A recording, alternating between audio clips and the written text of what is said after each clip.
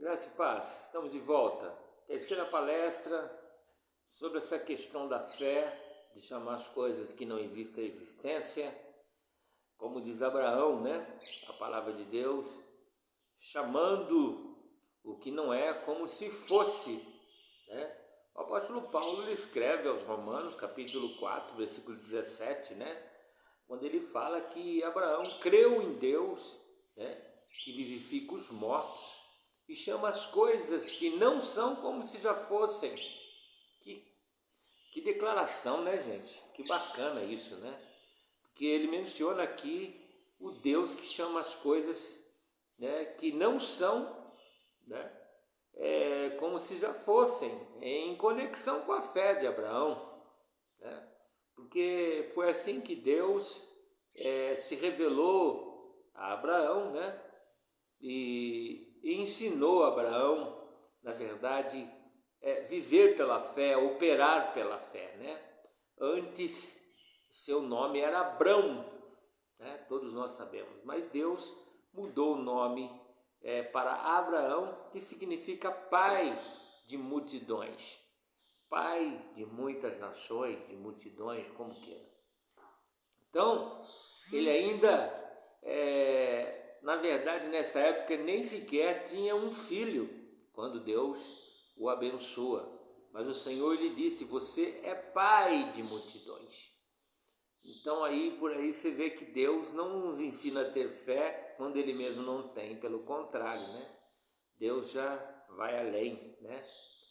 E mesmo quando Isaac nasceu, depois quando, né, com Isaac vem, né, veio a ter mais 5 filhos, além de Ismael, a Bíblia diz, né, que foi Ismael, foi filho de Agar, aquela egípcia, né?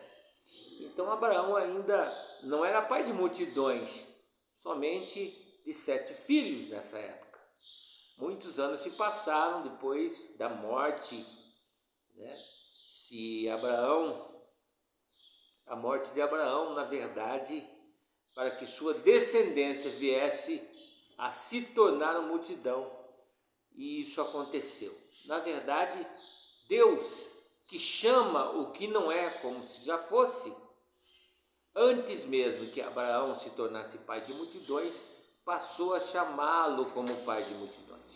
É como quando Jesus mudou o nome de Pedro, que significa vacilante, né, que era Simão, que é vacilante, mudou para Pedro, que significa solo firme, fragmento de pedra, né?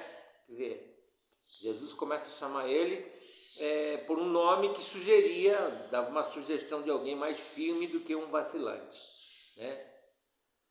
E não somente fez isto, mas exigiu que Abraão também o fizesse, né? Se chamasse a si mesmo, tal qual o Senhor fazia. Ele passou a se chamar e a ser chamado pelo novo nome, que era literalmente uma profecia do que haveria de acontecer no futuro.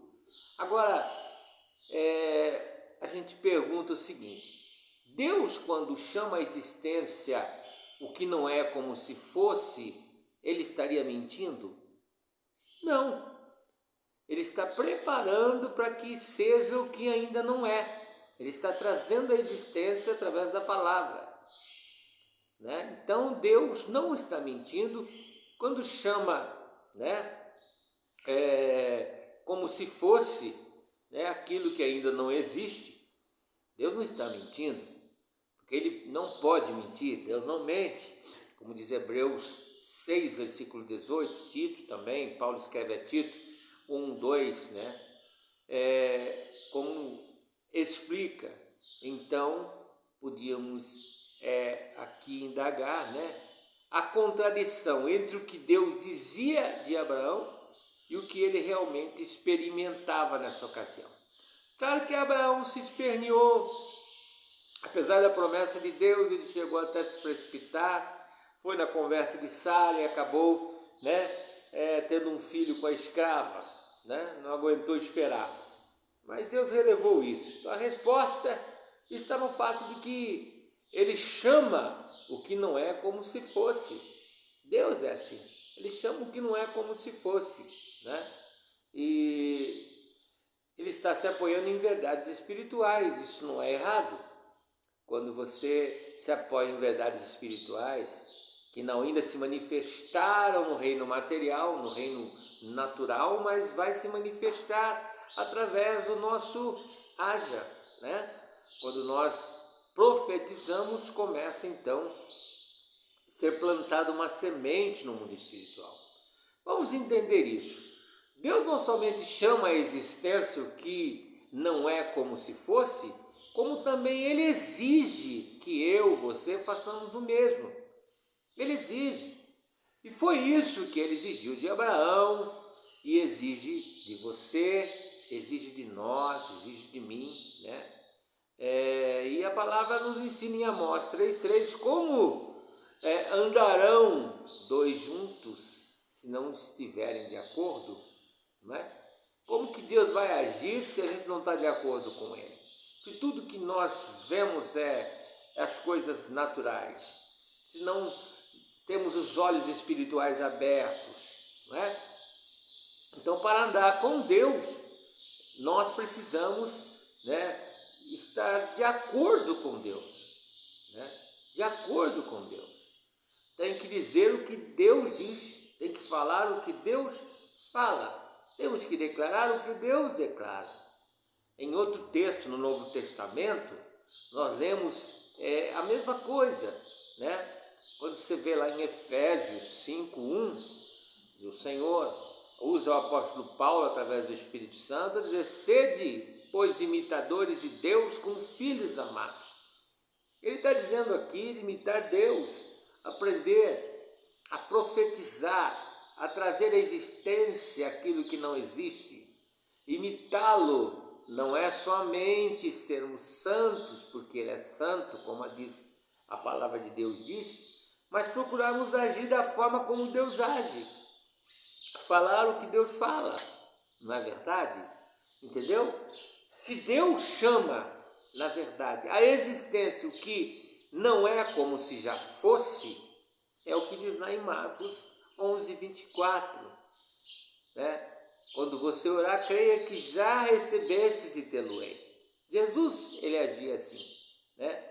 Se Deus chama a existência o que não é como se já fosse, entenda bem, por que seria errado fazermos nós o mesmo? Por que seria errôneo nós fazermos o mesmo? Você pegar uma situação como Jesus quando chegou na casa de Jairo, todo chorando, pranteando, diz: a menina não está morta, ela dorme. Aí riram dele. Essa é a fé. Foi isso que o Senhor exigiu de Abraão, que se chamasse, né? Como ele foi chamado de pai de multidões quando ainda nem filho tinha. Quando ele não tinha filho, né? No âmbito natural ele ainda não tinha filho, mas Deus estava vendo além. Deus é o Deus do futuro. Quando você profetiza algo, você está trazendo à existência aquilo que vai se materializar. O Senhor fez isso. Por que Deus fez isso? Porque Ele é o único, né? E essa é a forma, o único meio de trazer as realidades do reino espiritual para o reino natural. O único meio de trazer as coisas do reino espiritual para o reino material, para materializar, é profetizando.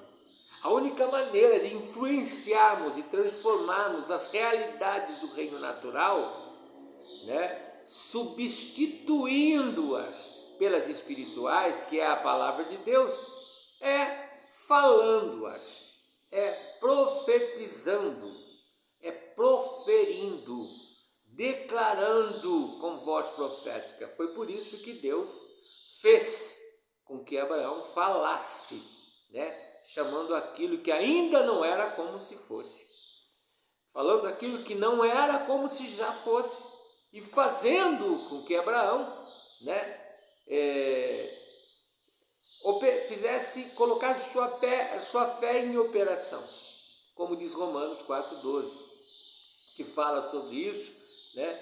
Seguir as pegadas, seguir o exemplo da fé que teve nosso pai Abraão, né? Em outras palavras, nós devemos proceder como Abraão, né?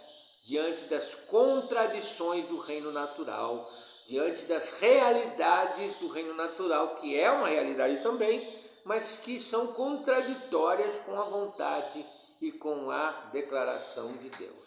Então, diante da contradição do reino natural, nós devemos chamar aquilo que é a promessa de Deus, na verdade, que ainda não é como se já fosse.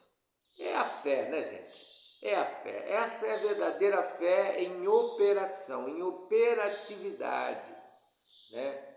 Então, a gente tem que apreciar muito essa definição de fé, que lá está em Hebreus 11:1, que é um texto muito conhecido de todos nós, talvez seja um texto que mais diretamente fala sobre fé, na tradução da Bíblia de Jerusalém, né? Que tem a tradução de Jerusalém, que diz: a fé é uma posse antecipada do que se espera. Fica muito melhor explicado, né? A fé é uma posse antecipada do que se espera, em meio, né?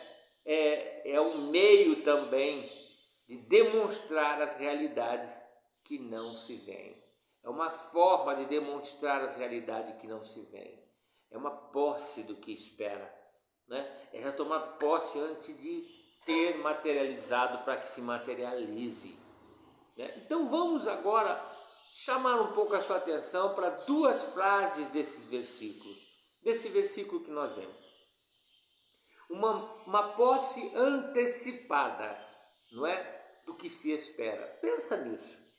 Posse antecipada do que se espera. O que Abraão esperava? O que você espera? O que eu espero? O que Abraão esperava? Era o cumprimento da promessa de que ele seria pai de multidões, já que o seu nome foi mudado para isso, né? Mas pela fé se apossou disso antes de ser. Pela fé ele já tomou posse antes de acontecer, em meio, né, uma situação assim, de uma promessa de Deus. Ele encontrou um meio de demonstrar as realidades que não se veem, não é? Então é muito simples entender isso. Abraão, ele não via no reino natural nada, né, que pudesse indicar que ele fosse pai de multidões, né? Se um cara natural, olhar, você é doido, você tem um nome de pai de multidões, mas nem filho você tem. Mas espera, que Deus ia fazer acontecer, mediante a fé de Abraão. Mas ele ficava firme, esperava firme no que Deus havia lhe prometido, no que Deus havia lhe dito, porque ele sabia que se Deus disse, então era verdade. Se Deus falou é verdade, ponto final. Ninguém pode contradizer ou refutar. Então, essa era uma realidade espiritual, e uma realidade espiritual, gente, ela tem muito mais valor do que a realidade física, do que a realidade virtual, do que qualquer outra realidade, porque é a realidade de Deus, né? Então, e a fé, ela é um meio de demonstrar essas realidades que não se veem. É quando tenho fé que eu falo que tudo posso naquele que me fortalece, mesmo no meio de um caos, né? E como a fé as demonstra? De que forma que a fé demonstra a realidade, né? A resposta é falando e agindo sobre essas verdades como se já fossem, né? Então, é agindo nessas verdades como se já fossem. Entendeu? Então é importante a gente parar. Andarmos por fé na palavra de Deus. Entendeu? Andarmos por fé naquilo que Deus tem para nossas vidas, né? Paulo dizia quando escreveu: seja Deus verdadeiro e o homem mentiroso, né? É interessante essas declarações. Então, amados, nós precisamos parar para analisarmos tudo isso que Deus tem dito para nós nesse dia de hoje. Nas outras palestras eu estava falando sobre essa questão. Agora imagina você que vê Abraão como pai de multidões e que ele já aprendeu a declarar isso bem antes ainda de que essa realidade se materializasse. Imagine você, né? Talvez você esteja vivendo numa realidade bem aquém ou diferente do que a declaração bíblica está mencionando. E você diz, mas como eu posso saber, né? Se vou alcançar aquilo que Deus está me entregando, não é? Se vai se tornar realidade em minha vida. Se você não tem coragem de declarar, como pode você receber aquilo que Deus prometeu? Não é verdade? Então, entenda bem o que Deus está falando, o que o Senhor está falando, né? A fé, né? A fé é a certeza. Temos que ter fé em Deus, tá? Eu gosto muito da tradução portuguesa, né, de Figueiredo, do versículo que nós vamos ler agora, né? Quando o Senhor responde lá em Marcos 11, 22 e 23, né? Marcos 11, 22 e 23, e respondendo Jesus, lhes disse, tende fé, né, em Deus.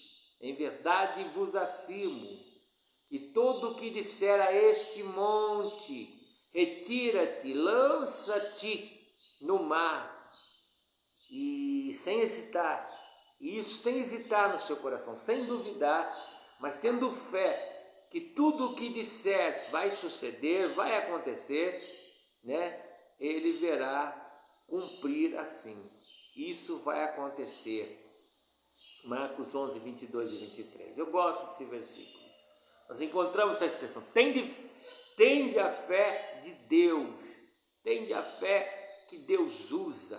Tende a fé que Deus trabalha por ela. É a fé que Deus usa para fazer as coisas, para trazer a existência, que normalmente é traduzida nas demais versões portuguesas da Bíblia como tende fé em Deus, mas aqui fica melhor traduzido, tenha fé de Deus. Alguns estudiosos dizem que o texto original sugere essa tradução feita, né, pelo padre Figueiredo, tende a fé de Deus. Tende a fé de Deus, razão pela qual lançamos mão dela, não é? Essa frase nos leva a um enfoque bem diferente, isso muda tudo, né? Não só sabemos que temos que crer em Deus, mas também, né? Mas também que temos que crer em Deus, mas também temos que crer como Deus crê, confiar como Deus confia, crer, Ele fala e acontece. A fé é a convicção do que não se vê. E em toda a Bíblia, vemos Deus agindo de acordo com o que Ele espera de nós no âmbito da fé. Deus age só se houver fé. Temos que ter a fé do tipo de fé que Deus tem. A fé que Deus opera por ela. Jesus tinha amaldiçoado aquela figueira lá em Marcos 11, 14. Ele falou à figueira que nunca mais ninguém comeria dela. E os seus discípulos ouviram isso, claro, estavam perto. No dia seguinte eles passaram por ela e perceberam que havia secado desde as raízes até o topo, até a copa, né? Pedro então, lembrando-se, né? Ele disse, Senhor mestre, olha aqui o que aconteceu, que doideira é essa? Secou-se a figueira que o Senhor amaldiçoou. Então, diante dessa afirmação de Pedro, né, da figueira ter se secado pela palavra de Jesus, é que Jesus disse, tende fé em Deus, tende fé em Deus, tenha fé de Deus, tenha fé de Deus, melhor traduzido, a fé que Deus usa, a fé pela qual Deus opera, a fé operacional, essa fé que você não tem dúvida de que vai, se falou, vai acontecer. Então essa frase está no imperativo. Jesus está sugestionando, ele está dando uma ordem imperativa. Ele manda que nós tenhamos a fé de Deus, a mesma fé que Deus tem. a qual é importante essa fé, né? E qual é essa fé de Deus? Né? É uma fé que fala, né? É uma fé que fala crendo que o que está dizendo vai acontecer. Deus não tem dúvida. Quando Deus fala, ele tem certeza de que vai acontecer o que ele está falando. Foi assim que Deus procedeu na criação do mundo, em Hebreus 1:3. Ele disse: haja, e não teve dúvida, houve. Foi dessa maneira que ele não somente agiu, mas exigiu que o seu servo Abraão, nosso pai da fé, também agisse, chamando as coisas que não são como se já fossem. E ele pede isso de nós. E assim que Deus quer que eu e você também procedamos. Caso contrário, meu amado, como que nós vamos ser chamados de crentes se a gente não quer? Né? E de outra forma, Jesus não teria dito: tem de fé de Deus, tenha fé de Deus, como a fé de Deus, use a fé, seja imitadores de Deus como filhos amados. Ou em outras palavras, a fé do tipo de Deus, né? Ou ainda, a fé que Deus tem, tenha essa fé. Deus nos deu condição. Jesus demonstrou de modo muito claro como é a fé do tipo que Deus usa. Quando após mandar ter essa fé, ele declarou: em verdade vos digo que qualquer que disser a este monte, ergue-te e lança-te no mar, e não duvidar no seu coração, mas crer que se fará aquilo que está dizendo, isso será feito para com ele. Marcos 11:23. Jesus não perdeu tempo, não é? E ele nos ensina. Então temos várias coisas para observar aqui nesse quesito. A expressão não duvidar no seu coração, mas crer, né? Isso concorda lá com Romanos 10:10, que diz: com o coração se crê, com a boca se confessa, né? Segundo ponto, Jesus não mandou somente crer no coração a fim de remover o monte. Não só crer no coração, ele mandou também falar ao monte, dirigir-se ao monte, conversar com o monte e crer que, crer que o que se diz, acreditar que aquilo que está sendo dito vai acontecer.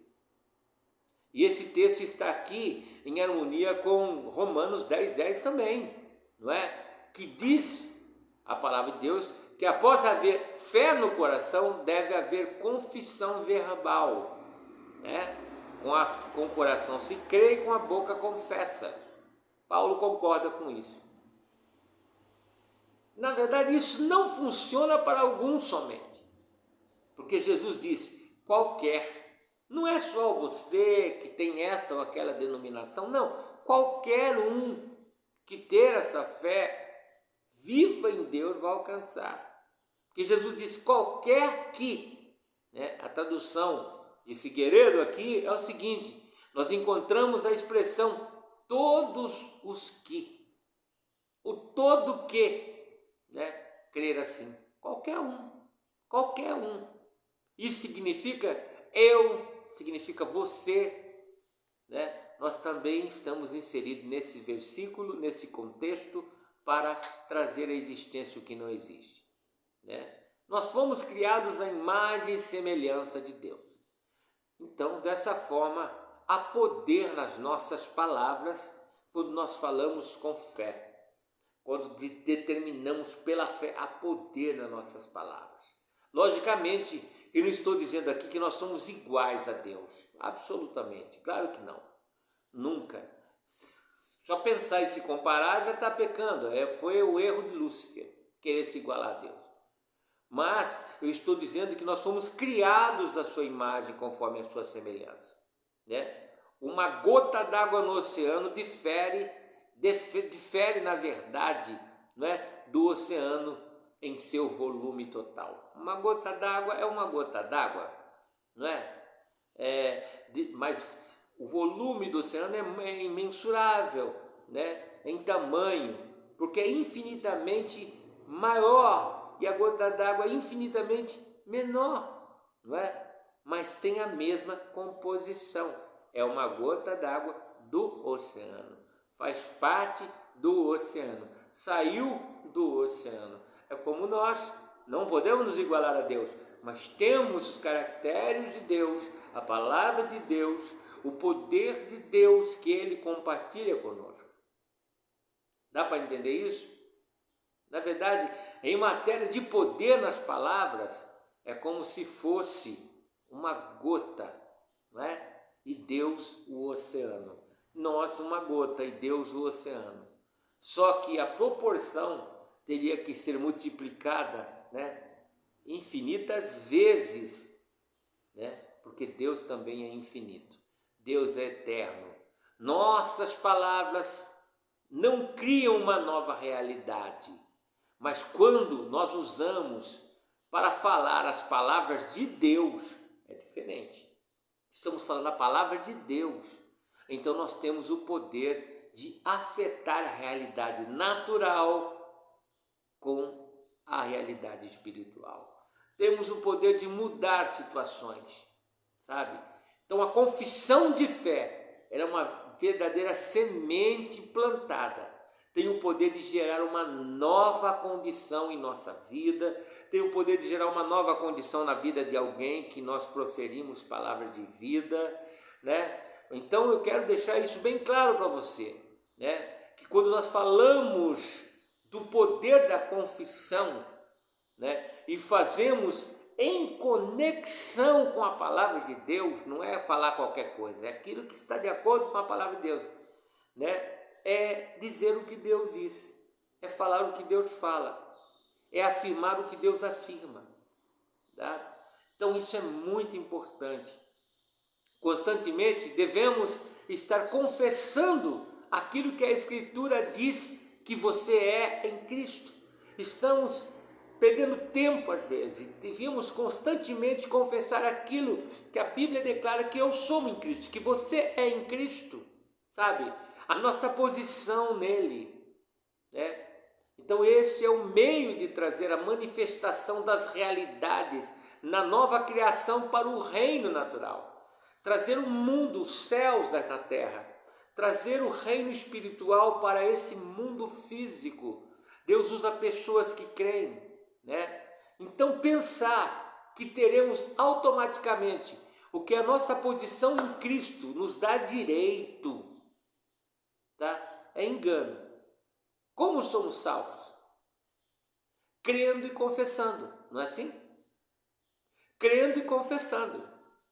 Como nos apoderamos das outras realidades espirituais? De que forma que nos apoderamos das outras realidades espirituais? Também é crendo e confessando o que cremos. Por isso falei, crer e confessar o que crer. E vou afirmar de novo, que a manifestação da realidade da nova criação, a manifestação da realidade da nova criação não se dará de modo automático, não é assim. O mesmo apóstolo Paulo, ele escreveu que nós somos novas criaturas, né, com uma realidade também, né, uma nova realidade. Somos novas criaturas com uma nova realidade, uma realidade agora espiritual. Também escreveu aos Efésios, o apóstolo Paulo, ele escreve uma carta aos Éfesos, capítulo 4, versículo 21 ao 24, quando Paulo diz: se é que o ouvistes e nele fostes instruídos, conforme é a verdade de Jesus, ele diz, né? A despojar-vos quanto ao procedimento anterior. Larga aquele procedimento anterior, do velho homem, aquela coisa de olhar só pelo prisma carnal, que se corrompe pelas concupiscências do engano, Paulo diz, e a vos renovar no espírito da vossa mente, né?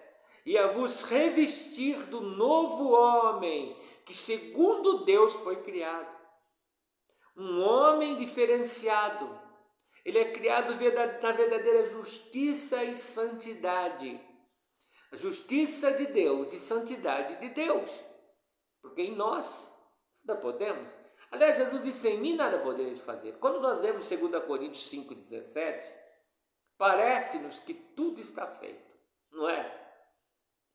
Parece que está tudo pronto, na verdade. Mas ao lermos o texto de Efésios, que nós acabamos de ler agora, né, que nós acabamos de descrever, parece que, embora tenhamos nascido de novo, né, na verdade, os responsáveis em deixar o velho de lado e se revestir do novo homem, não é Deus que é responsável por isso, mas somos nós. Paulo joga a responsabilidade para nós. Despojai-vos do velho homem, revesti-vos do novo homem que segundo Deus foi criado, não é?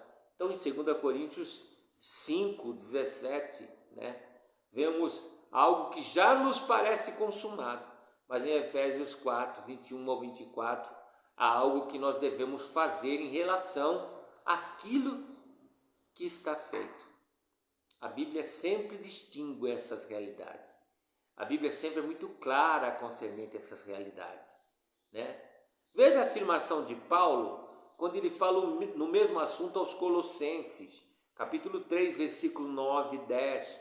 Ele diz: não mintais uns aos outros, pois que já vos despidos do homem, né? Do velho homem, com os seus feitos. Não fique mentindo uns aos outros, porque vocês já não são mais assim. E vos revestistes do novo homem. Vocês não podem mais continuar na mentira se vocês nasceram de novo. Então, escolham não mentir mais. Aqui o apóstolo fala sobre despir-se do homem velho e o vestir-se do novo homem. Tirar a roupa do velho homem, colocar a roupa do novo homem. Viver outra realidade. O apóstolo fala sobre despir-se do homem velho e vestir-se do novo como algo já feito, mas que as nossas ações devem estar em harmonia com essa realidade. Nossas ações têm que estar em harmonia com a realidade do que nós recitamos na Bíblia. O fato é que espiritualmente há uma nova realidade.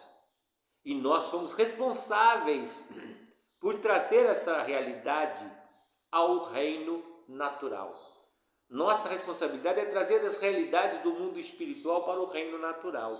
Como? Crendo e falando, crendo e profetizando, crendo e proferindo, crendo e falando, crendo como Deus crê, tendo fé como Deus tem, né? Essa nova realidade ela se encontra em toda a palavra de Deus, mas em especial nas epístolas que falam da obra de Cristo e a nossa posição que temos em Cristo, a nossa posição que temos dele como resultado que fez por nós e que fez em nosso lugar. Jesus fez, né, uma grande obra de redenção e nos outorgou, nos aparelhou, nos regimentou para sermos uma extensão do seu poder na terra. Então, quando estivermos diante dessas realidades, precisamos parar para imaginar: eu sou responsável por trazer os céus na terra. Eu sou responsável por representar Deus, Jesus. Sou embaixador de Cristo na terra. Então, fazer as obras que Jesus fez e fazer maiores do que esta, ele disse que é possível, através da fé que ele ensinou que tivéssemos, né? Então, é importante pararmos para pensar nessas realidades. E eu vou encerrando aqui, porque já estou com 34 minutos e a hora avança muito rápido. Mas que essas palavras fiquem no teu coração, que você entenda que o Senhor te chamou para ser mais do que um frequentador de igreja, ser mais do que um ouvinte, que você seja praticante. E lembre-se, a boca fala da abundância do coração, não é? Se você acredita na palavra de Deus, confia no que está escrito, como diz, nem só de pão viverá o homem, mas de toda a palavra que sai da boca de Deus.